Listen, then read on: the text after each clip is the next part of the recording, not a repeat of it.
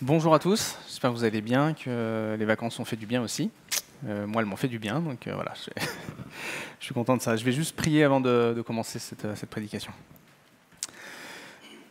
Seigneur, on te prie d'ouvrir nos oreilles, d'ouvrir nos cœurs aussi, à ce qui pourra être dit ce matin et qui pourra nous toucher, Seigneur, que tout ce qui vient de toi puisse être gardé, et ce qui est en trop ou qui n'est pas adapté, Seigneur, puisse être enlevé. Mais c'est en tout cas, Seigneur, ouais, donne-nous un cœur attentif et un désir de transformation et de changement. Et merci pour ta parole, Seigneur, parce qu'elle est vivante et elle transforme. Amen. Alors, il y en a beaucoup qui le savent, mais j'aime bien le biathlon. C'est une discipline un sport un peu bizarre qui mêle deux disciplines, le ski de fond et le tir à la carabine. Alors, ça aurait pu être faire du repassage en faisant de la plongée sous-marine, mais on a choisi de faire du ski de fond et du tir à la carabine. On regarde les manches de Coupe du Monde en famille et on se tient assez bien au courant de ce qui se passe dans ce domaine. On n'est pas les seuls dans cette église. Durant quelques années, un Français a dominé ce sport et il habitait pas très loin d'ici, il habitait à Villard-de-Lans dans le Vercors. On l'a croisé 2-3 fois en faisant du ski. Et puis j'ai pu échanger 3 phrases avec lui avant qu'il parte aux Jeux Olympiques de Pyeongchang en 2018. Et je l'ai doublé aussi, c'est une anecdote ça. Je l'ai doublé, mais pas en ski, c'était en voiture. Voilà. Voilà, il s'agit de Martin Fourcade pour ceux qui le connaissent. Je me sentais heureux d'avoir pu parler avec lui. Alors qu'en fait, ça ne fait pas vraiment grand-chose, ça n'a pas changé ma vie, il n'a pas transformé quoi que ce soit, et en fait, je le connais pas, quoi. C'est pas important. Mais le fait de pouvoir m'approcher d'une personne que j'appréciais, en tout cas voilà, à la télé, même si en vrai, je ne la connais pas, d'une personne un peu connue, une personne qui peut-être peut nous faire rêver d'une certaine manière, ça peut nous donner de la joie. J'étais quand même content de l'avoir rencontré, d'avoir pu discuter un peu avec lui. On peut être fan d'une personne plus ou moins connue, et même s'il nous semble la connaître, en fait, elle, au moins, nous, on peut avoir l'impression de la connaître, mais elle nous connaît pas, en fait. Et la relation, en tant que telle, avec cette personne et nous, en fait, elle est pas là, quoi. Et mes amis, en fait, nous, on a un Dieu qui est ô combien plus grand, important, agissant, puissant que Martin Fourcade. Ce Dieu, il nous connaît parfaitement, et il veut notre bonheur, et il fait tout, absolument tout, pour qu'on soit heureux. Et je dois reconnaître, ça a déjà été dit dans certaines prières, que je néglige bien trop souvent ce Dieu, et que je vais chercher mon bonheur ailleurs, en fait. Ou plutôt que je tente d'aller le chercher ailleurs. Je prends la petite télécommande. Aujourd'hui, donc, Charlie l'a dit, on va étudier le psaume 33. Et le verset central du psaume 33, qu'on va méditer ensemble ce matin, nous encourage et pointe cette vérité du bonheur complet et de la joie parfaite à ne trouver et à donc ne chercher qu'en Dieu seul. Et je propose sans plus attendre qu'on lise ce psaume 33. C'est la page 378 des Bibles. Psaume 33. Juste, réjouissez-vous en l'Éternel. La louange convient aux hommes droits. Célébrez l'Éternel avec la harpe. Louez-le sur le luth à 10 cordes. Chantez-lui un cantique nouveau. Faites retentir vos instruments et vos voix. Car la parole de l'Éternel est droite et toute son œuvre s'accomplit avec fidélité. Il aime la justice et le droit. La bonté de l'Éternel remplit la terre. Le ciel a été fait par la parole de l'Éternel et toute son armée par le souffle de sa bouche. Il amoncelle les eaux de la mer, il garde les océans dans des réservoirs. Que toute la terre craigne l'Éternel, que tous les habitants du monde tremblent devant lui. Car il parle et la chose arrive, il ordonne et elle existe. L'Éternel renverse les plans des nations, il anéantit les projets des peuples, mais les plans de l'Éternel subsistent éternellement et les projets de son cœur de génération en génération. Heureuse la nation dont l'Éternel est le Dieu, heureux le peuple qu'il choisit comme son héritage. L'Éternel regarde du haut du ciel, il voit tous les hommes. Du lieu où il habite, il observe tous les habitants de la terre. Lui qui a façonné leur cœur, à tous. Il est attentif à toutes leurs actions. Ce n'est pas une grande armée qui sauve le roi, ce n'est pas sa grande force qui délivre le guerrier. Le cheval est impuissant pour assurer le salut et toute sa vigueur est incapable de procurer la délivrance. Mais le regard de l'Éternel est sur ceux qui le craignent, sur ceux qui espèrent en sa bonté, afin de les délivrer de la mort et de les faire vivre, même en temps de famine. Nous espérons en l'Éternel, notre secours et notre bouclier, c'est lui. Oui, c'est en lui que notre cœur se réjouit, c'est en son saint nom que nous avons confiance. Éternel, que ta grâce soit sur nous lorsque nous espérons en toi. Je relis ce verset central, verset 12. « Heureuse la nation dont l'Éternel est le Dieu, heureux le peuple qu'il a choisi comme son héritage. » Voilà, en fait, on n'aurait presque pas besoin d'aller plus loin. Si Dieu est notre Dieu, petit pépin technique. Si Dieu est notre Dieu, alors on est heureux. Voilà, c'est fini. Je vais quand même faire quelques petites remarques et puis 2 remarques préliminaires quand même.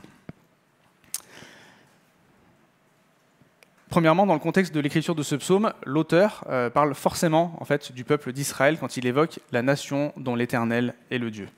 Dans l'Ancien Testament, le peuple de Dieu, c'est le peuple d'Israël, le peuple qu'il s'est choisi.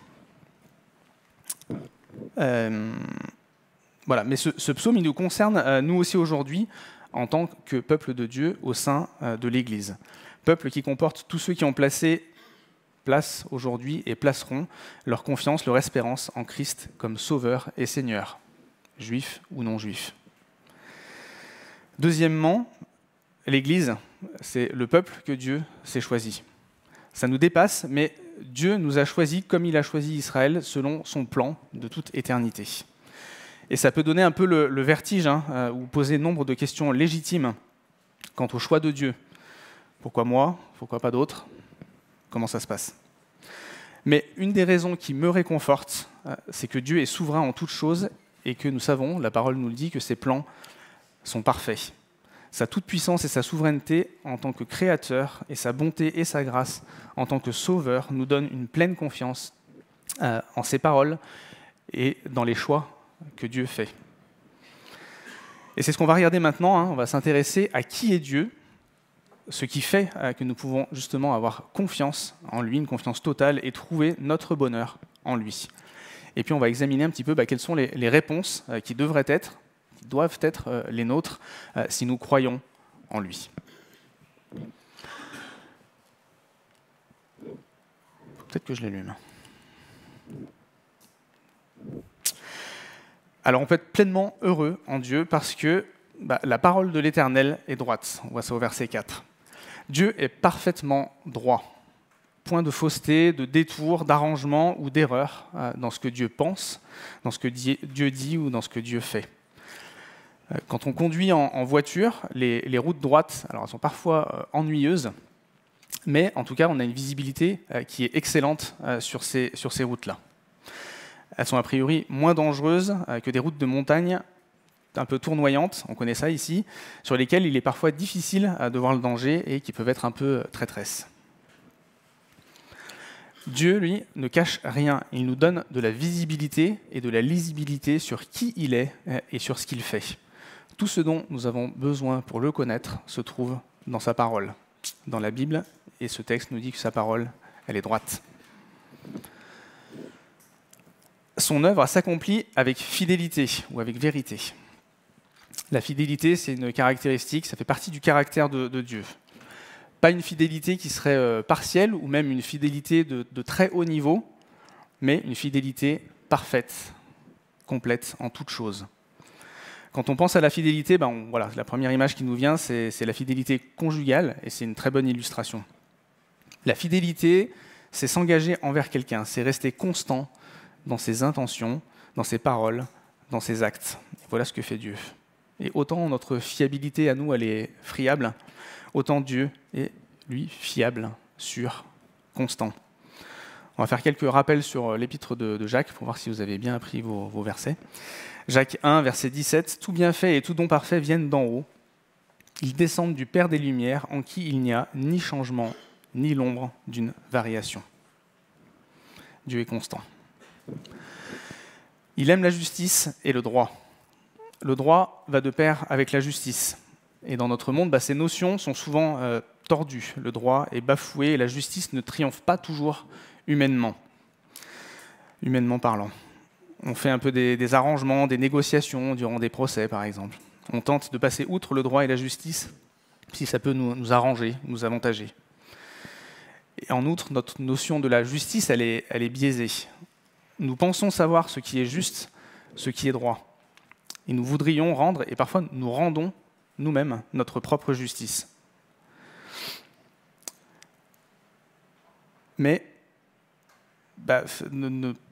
par nos propres jugements, en fait, qui sont au mieux partiellement bons, mais au pire, qui sont complètement faux.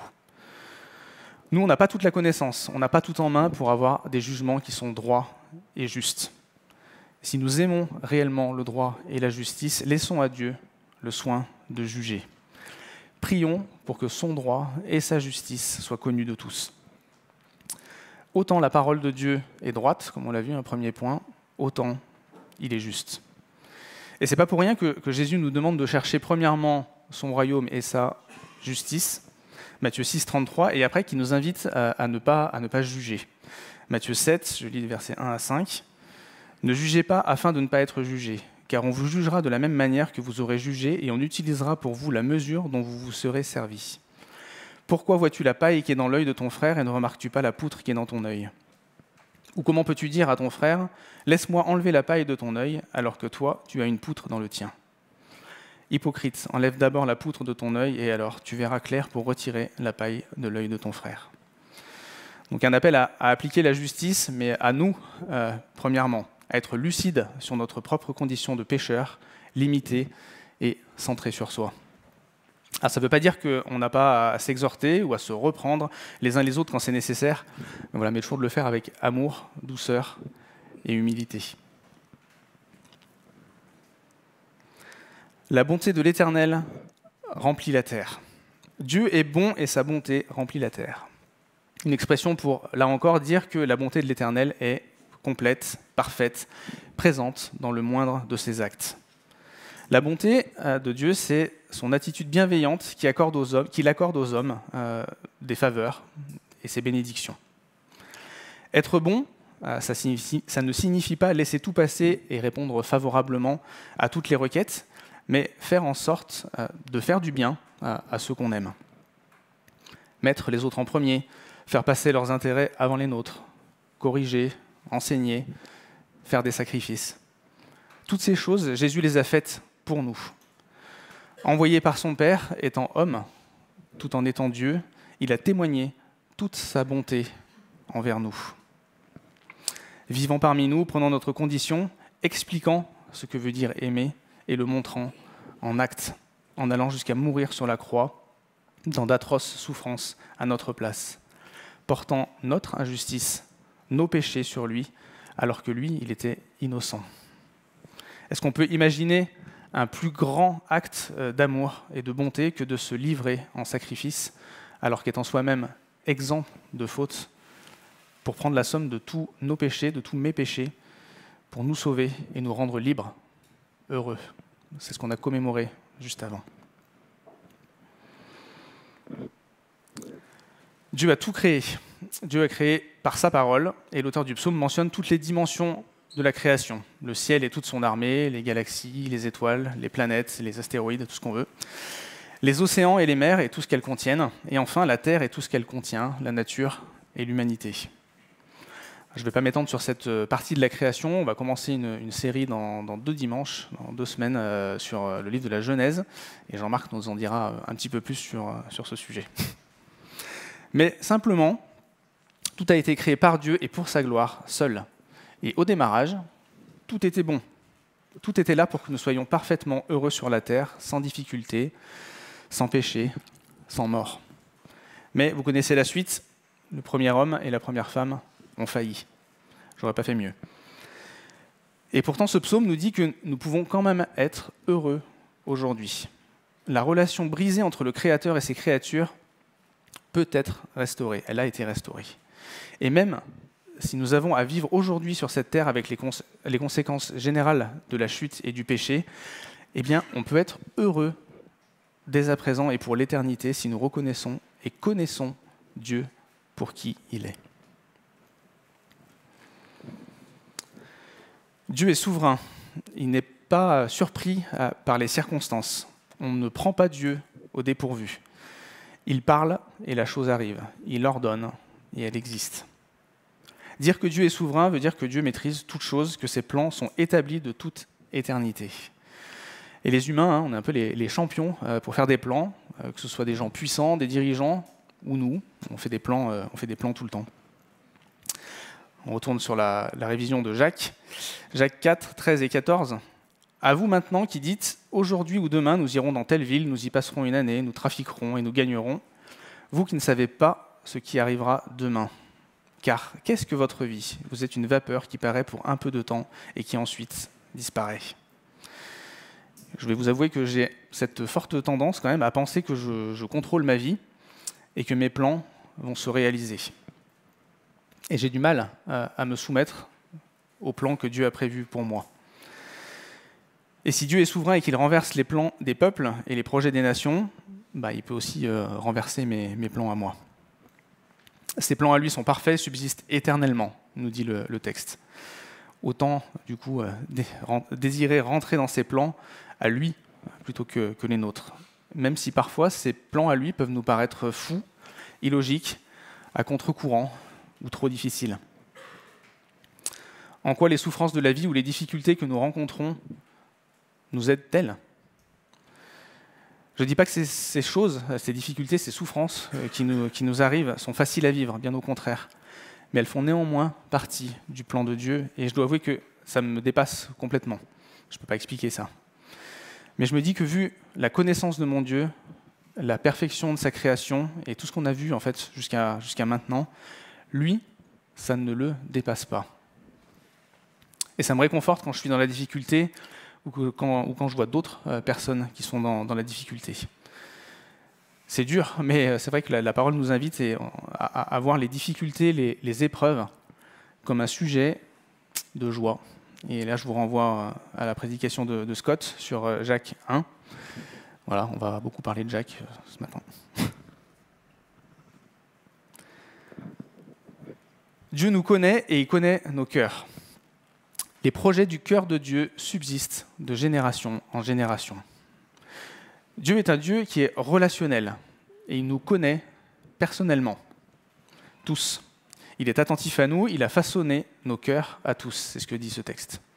Et ce n'est pas du voyeurisme de sa part que d'être attentif à nos actions, que de nous observer en tant que créatures. Il nous aime, donc il est attentif à nous.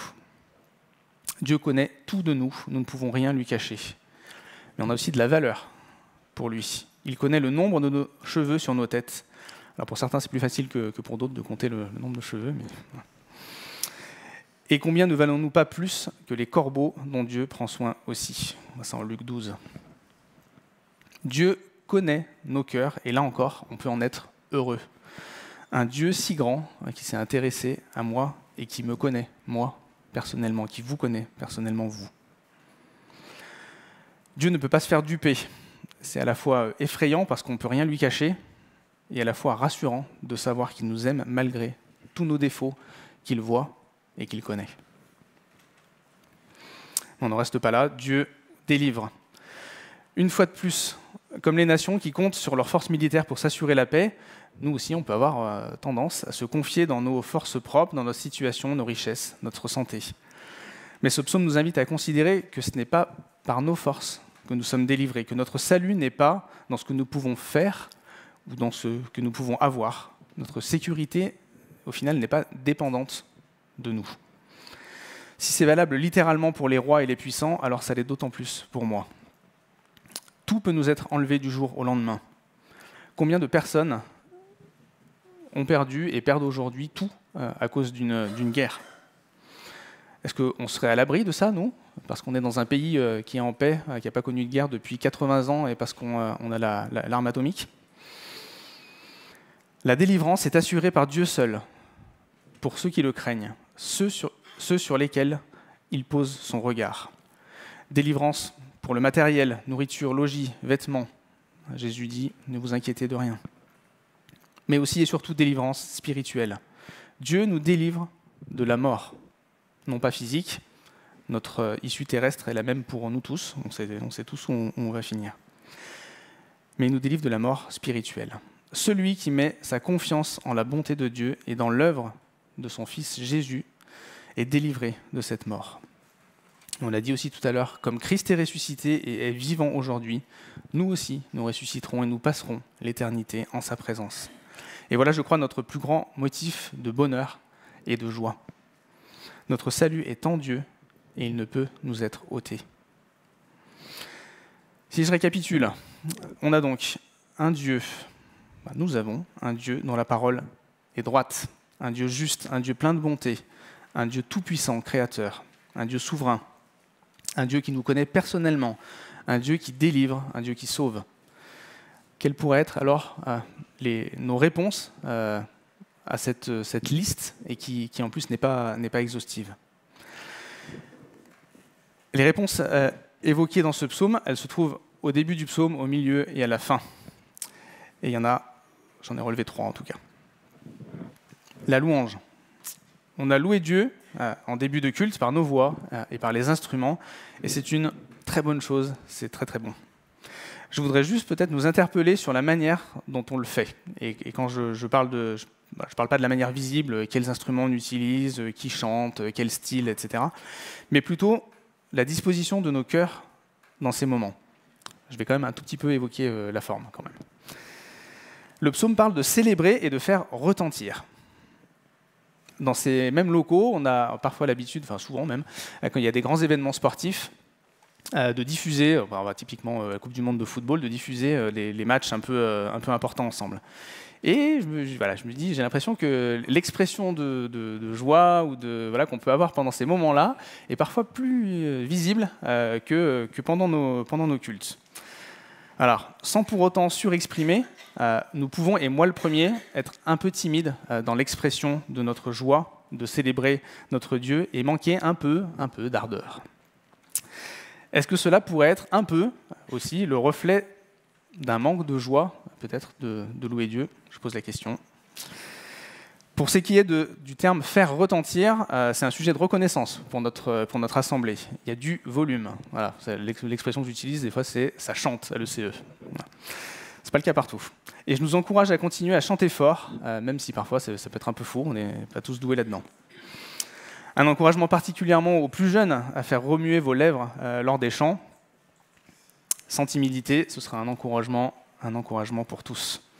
Un encouragement aussi à pratiquer un instrument. Là aussi, les jeunes, si vous êtes en train de vous tâter, « j'arrête, ça, non, continuez ».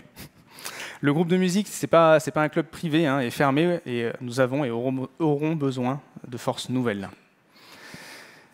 La louange s'adresse aussi par nos prières, on l'a fait tout à l'heure, et là encore, un encouragement à ce qu'un maximum d'entre nous puissent prier. Même des prières courtes et simples, d'ailleurs préférables à des prières longues et complexes. On n'est pas là pour juger de la qualité d'une prière, mais on est là pour louer notre Dieu ensemble. L'auteur de ce psaume utilise l'impératif sur ce sujet. Célébrez, louez-le, chantez-lui. La louange ne semble donc pas être optionnelle, mais la réponse attendue est naturelle. Louer Dieu, ça peut demander dans certaines circonstances un effort particulier, mais je crois qu'il serait bon de nous interroger quand même si pour nous, ce moment de louange là qu'on a au début du culte, c'est toujours un peu contraignant ou sans intérêt. Voilà. Encore une question ouverte. Il est bon de louer Dieu quand nous sommes seuls, mais ce psaume, en utilisant le pluriel, semble aussi insister sur la louange communautaire. Le Seigneur apprécie que ses enfants le louent ensemble et vivent cette joie ensemble.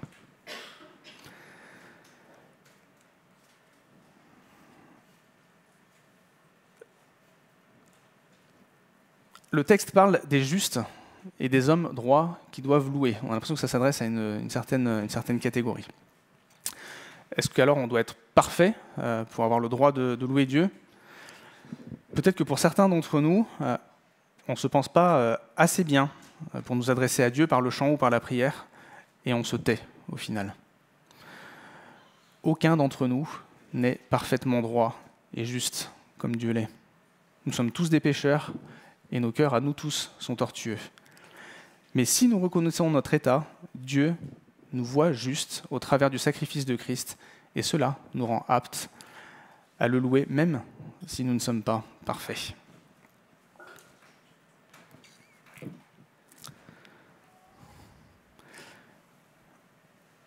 La crainte de l'Éternel et le partage de la bonne nouvelle. Une autre réponse. L'Éternel domine sur toute la terre.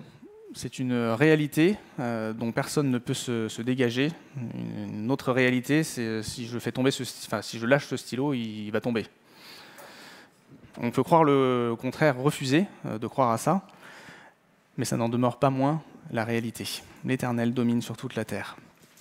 Et cette crainte dont il est parlé dans ce psaume, cette crainte de l'Éternel, elle est liée en fait au point qu'on a vu avant. Cette crainte, c'est une image et ça vaut ce que ça vaut, mais elle peut ressembler au vertige qu'on peut ressentir quand peut-être on est au bord du Grand Canyon ou des chutes du Niagara. Je ne suis jamais allé, mais j'imagine. Ce sont la puissance créatrice, la bonté de Dieu qui nous pousse à le craindre comme autorité suprême, bienveillante, juste et protectrice. En fait, si nous croyons en lui, alors nous le craignons avec joie et nous sommes heureux de nous placer sous son regard et sous ses directives. Et dans tous les cas, j'ai déjà dit, personne sur cette terre n'échappe à son autorité et à sa souveraineté. C'est une réalité. Nous savons malheureusement qu'une immensité de nos contemporains ne croit pas en l'existence de Dieu. Donc, comment le craindre si on ne le connaît pas ? Une autre partie des humains craignent d'autres dieux et d'autres formes de divinité qui n'en sont pas. On a vu qu'il y avait un lien entre connaître Dieu et être sauvé. Si on ne connaît pas Dieu, alors on n'est pas sauvé. Les enseignements de Jésus sont très clairs là-dessus. Il n'y a que deux issues possibles. Ceux qui ne connaissent pas Dieu et ne le reconnaissent pas comme tel ont un besoin vital et urgent de le connaître. Et comment pourront-ils le connaître si on ne leur fait pas connaître ? Bien sûr, c'est indiscutable, c'est Dieu qui connaît et touche les cœurs, et il peut se faire connaître à quelqu'un sans aucune intervention humaine. Mais il nous demande en tant que disciples de Jésus de faire notre part en annonçant la bonne nouvelle du salut là où on se trouve. Nous avons à refléter, imparfaitement certes, à refléter Christ dans nos vies pour montrer que la crainte de l'Éternel, ça change quelque chose. Nous avons à ouvrir nos bouches et expliquer en quoi connaître Dieu est vital. Et ce que ça change pour nous et pour les personnes qui ne le connaissent pas, ce que ça pourrait changer, ce que ça change aujourd'hui, et ce que ça change pour l'éternité. Heureuse la nation dont l'Éternel est le Dieu, heureux le peuple qu'il choisit comme son héritage. Le rôle d'Israël, à l'époque, dans l'Ancien Testament, était de montrer aux autres peuples qui est Dieu. Ils devaient vivre différemment des autres, ne pas pratiquer l'idolâtrie et se séparer des nations environnantes. Mais le but, c'était de donner envie que les autres voient ce que ça change d'appartenir au Dieu vivant et de lui obéir. Et dans l'Ancien Testament, on a des ouvertures, des personnes extérieures au peuple d'Israël que Dieu bénit, voire incorpore à son peuple. C'est assez fréquent, quelques exemples, Rahab, Ruth, Naaman. Il est question d'accueillir l'étranger, mais de ne pas se laisser influencer par lui, mais bien le contraire. C'est à nous d'influencer les autres, de parler de Christ. Jésus est venu et il a ouvert les portes du salut en grand. Il nous demande aujourd'hui, à nous qui sommes ses disciples, de le refléter, de la même manière, de refléter ses caractéristiques, imparfaitement. Il nous demande d'annoncer de manière communautaire, en Église, et aussi de manière individuelle, qui il est, ce qu'il a fait pour l'humanité et ce qu'il continue à faire aujourd'hui. Et cela pour que tous les habitants de la terre craignent l'Éternel et soient heureux. Nous savons malheureusement que tous ne seront pas sauvés parce que leur cœur est endurci. Mais nous ne savons pas qui le sera ou qui ne le sera pas. Ne soyons pas fatalistes en nous disant « à quoi bon ? De toute façon, ils vont pas croire. » Mais faisons confiance à Dieu et à la puissance de l'Évangile. Ne soyons pas attentistes non plus en nous disant de toute façon, si Dieu veut les sauver, il le fera lui-même, il n'a pas besoin de moi. C'est vrai, c'est Dieu qui convainc, qui sauve et qui transforme. Mais il nous fait l'honneur et la grâce de participer à son œuvre. Est-ce que nous sommes heureux de pouvoir participer à cela ? Je ne suis pas très fort dans ce domaine du témoignage, et voilà, c'est pas mon don premier. Et j'ai besoin d'être encouragé, j'ai besoin de plus prier afin que je sois mieux équipé, que je comprenne toujours plus l'importance de la mission que Jésus m'a confiée, et Jésus nous a confiée en tant qu'assemblée. J'ai aussi besoin de plus prier pour ceux qui m'entourent au travail, dans ma famille, à la fac, au lycée, au collège. Bon, la fac, lycée, collège, c'est fini pour moi, mais vous avez compris. Prier pour ces personnes qui ne connaissent pas le Seigneur, qui sont perdues et qui sont, pour le coup, malheureuses, même si elles ne le savent pas. Même les personnes que j'apprécie pas, pour qu'un jour, ces personnes puissent connaître Dieu et être heureux à leur tour. Troisième réponse, l'espérance et la joie. Versets 20 à 22, « Nous espérons en l'Éternel, notre secours et notre bouclier, c'est lui. Oui, c'est en lui que notre cœur se réjouit, c'est en son saint nom que nous avons confiance. L'Éternel, que ta grâce soit sur nous lorsque nous espérons en toi. » Nous appuyant sur qui est Dieu, nous pouvons avoir la ferme assurance qu'il est effectivement notre bouclier et que c'est en lui que réside notre confiance, quelles que soient les circonstances. Espérer, ça ne veut pas dire, dans notre sens-là, ça ne veut pas dire avoir une vague croyance ou se dire que voilà, c'est possible que Dieu puisse prendre soin de moi. Il y a une probabilité qu'il soit capable d'accomplir de grandes choses aujourd'hui. L'espérance, c'est une certitude que Dieu fera ce qu'il a dit qu'il ferait. Notre foi demande à être fortifiée. Et pour cela, nous avons la parole de Dieu, la Bible, dans laquelle toutes les vérités et promesses sont rappelées. À nous de la lire et de la méditer. Nous avons aussi à nous encourager les uns les autres dans nos discussions, dans nos groupes de semaine, dans nos groupes de maison, lors des cultes, et toutes les circonstances en fait que nous offre notre Dieu. Nous avons besoin de prier pour nous et pour les autres pour que notre foi soit fortifiée. Alors que nous puissions exprimer notre reconnaissance de le connaître et de lui appartenir avec joie. C'est en lui que notre cœur se réjouit, c'est ce que dit ce texte. Je le redis, nous pourrions exprimer notre joie parfois peut-être plus visiblement, mais la joie, elle réside dans nos cœurs, premièrement. Et on peut même peut-être s'interroger sur la réalité de la joie que nous avons, parfois, peut-être à aller au culte. Comment est-ce qu'on est venu ce matin au culte? Est-ce qu'on était joyeux de venir au culte? Ou quand on réalise tel ou tel service, est-ce qu'on est joyeux de le faire? Est-ce que parfois on vient à reculons? Est-ce qu'on vient par devoir? Est-ce qu'on vient par habitude? Ou peut-être par endormissement spirituel? Il y a un autre point qui est un peu paradoxal, mais on peut être accablé par diverses épreuves, difficultés, souffrances, et quand même dire « c'est en lui que mon cœur se réjouit ». C'est une vérité à ancrer dans nos pensées et dans nos cœurs. Prenons l'habitude d'ancrer ces choses quand tout va bien, de manière à les réaliser et les vivre quand les choses seront plus compliquées. Je sais que j'ai déjà dit ces mêmes choses lors de la dernière prédication en juillet sur le psaume 143, et je me répète, la Bible se répète, et je crois que c'est pas pour rien non plus. Exprimons notre reconnaissance à Dieu pour qui il est. Exprimons notre joie pour la grâce que Dieu nous témoigne chaque jour. Remercions-le pour ses grâces matérielles, pour ses grâces spirituelles. Soyons dans la joie à cause de son pardon inépuisable pour ceux qui se reconnaissent pécheurs et nécessiteux de ce pardon, jour après jour, et qui ont la ferme assurance que oui, il n'y a pas de plus grande joie ou de plus grand bonheur que de connaître Dieu et d'être connu par le Dieu créateur et sauveur, et de faire partie de sa famille, d'être son enfant. Voilà notre plus grande joie, d'être sauvé et de faire partie de sa famille. Pour terminer, je lis juste ce texte bien connu,